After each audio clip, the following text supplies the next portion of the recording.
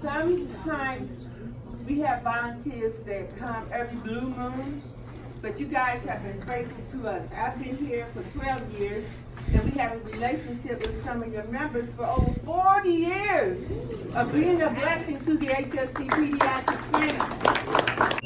I was tasked with this sponsoring this charity together for the Grand Master, I think last year about this time.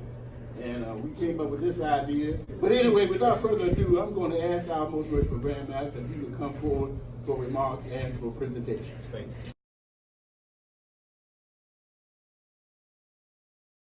What you see before you are what's called Grand Masters, Grand Worthy Matrons, and Grand Worthy Patrons who lead the states of North Carolina, South Carolina, Virginia, West Virginia, District of Columbia, and Maryland. So we chose to come together and make this charitable event. I want to have the Grand Worthy Matron of the District of Columbia come up for a few remarks. Here, I have thought about this project for years. Everyone knows that we do charity work and community service. Very seldom do we get an opportunity like this to demonstrate what we are about. And so we want to thank this Pediatric Center for having us today. Ms. Bess, I enjoyed meeting you, and I understand on Social Grand Master they say that we are able to, we're waiting for their COO and we're able to take a tour if we would like. So thank you all for coming. Thank you all for going on the website, purchasing your items, and to God be the glory. I know we're 135 years old, and we serve kids from DC, Maryland, and Virginia. And some of these kids are medically fragile, and they've been in and out of the hospital for a very long time, and their parents as well. And some of them are just, you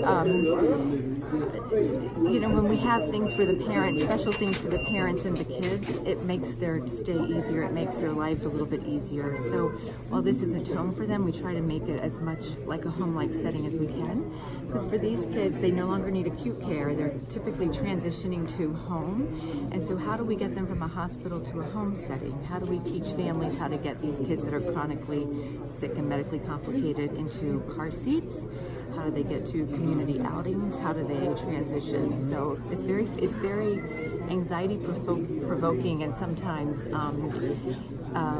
stressful for families. Just one, being in the hospital, two, thinking about going home, three, wondering how in the world they're going to manage their kids at home, and then finally getting them home and allowing them to stay at home. So caregivers are carrying out the care properly, and then also we offer respite services because, you know, caregivers, they're exhausted having to deal with this type of treatment 24 hours a day. So our nurses come in and relieve them from those things, and, you know, also train them within the homes. Yeah. We thank you all. We've already asked, is this something that we can continue in the future? And most certainly everybody's head went up and down. So we thank you all for allowing us to come. We're at your beck and call. Whatever you want us to do from this moment forward, we're at your disposal. So thank you all very much.